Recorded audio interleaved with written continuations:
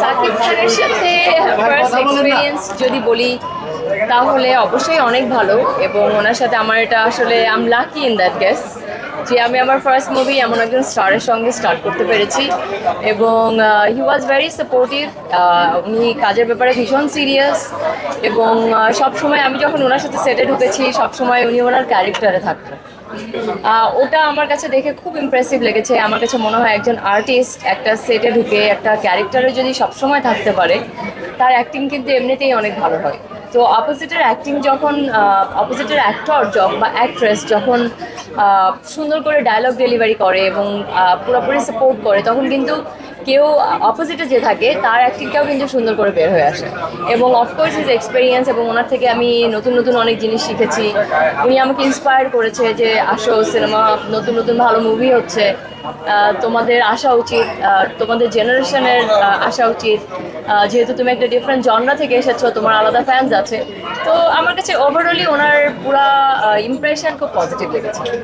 সিনেমার ক্যারেক্টারের জন্য তো অনেক কিছুই করতে হয়, আমরা আর্টিস্ট যারা অনেক কিছু করতে হয়। আর সিনেমার খাতিরে অনেক কিছু, অনেক রোমান্টিক আছে, অনেক কিছু আছে।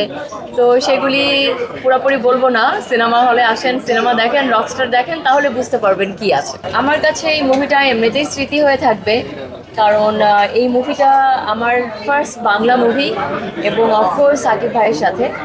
তো যেহেতু আমার ফার্স্ট বাংলা মুভি, ফার্স্ট নায়ক, ফার্স্ট ডিরেক্টর এবং ফার্স্ট হাউসফুল আমার এক্সপিরিয়েন্সে, তো অবশ্যই এটাই আমার জন্য একটা বিউটিফুল মেমোরি। যখন আমরা সেটে ছিলাম, কিছু সিন ছিল যে সিনে আমার অনেক ডায়লগ দিতে হচ্ছিল।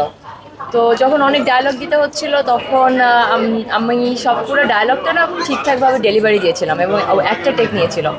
তো তখন উনি বলেছিল যে ও ওয়াও, একজন নতুন আর্টিস্ট হিসাবে ইউ আর ভেরি প্রিপেয়ার্ড।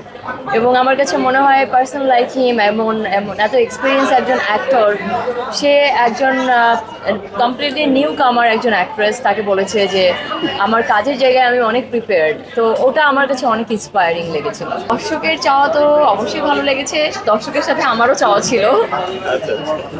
আমিও কাজ করতে চেয়েছিলাম, আমি চেয়েছিলাম আমার একটা কাজ হলেও ওনার সাথে হোক, বাট কখনো চিন্তা করি নাই যে আমার লাইফের ফার্স্ট কাজই ওনার সাথে হবে।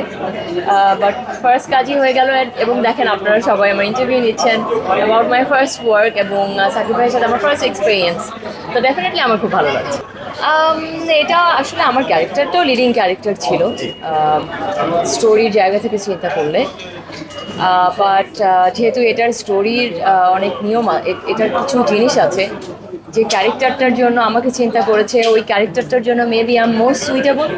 যেহেতু এটা আমার ফার্স্ট ফিল্ম, মেবি ডিরেক্টর আমাকে অনেক বেশি আমাকে নিয়ে অনেক বেশি এক্সপেরিমেন্ট করতে চায়নি। এই জন্য হয়তো বা আপনারা যে ক্যারেক্টারটাকে মনে করছেন ওটা করলে আমাকে বেশি ভালো লাগতো, মেবি লাগতো। বাট এটা আমার ফার্স্ট মুভি হিসাবে আই এম ভেরি হ্যাপি, এবং এটা আমার first, but this is not end of the world. এটা জাস্ট শুরু করেছি, এবং ফিউচারে আমি এতটুকু কথা দিতে পারছি আপনাদেরকে ভালো ভালো মুভি দেবার আমি ট্রাই করব।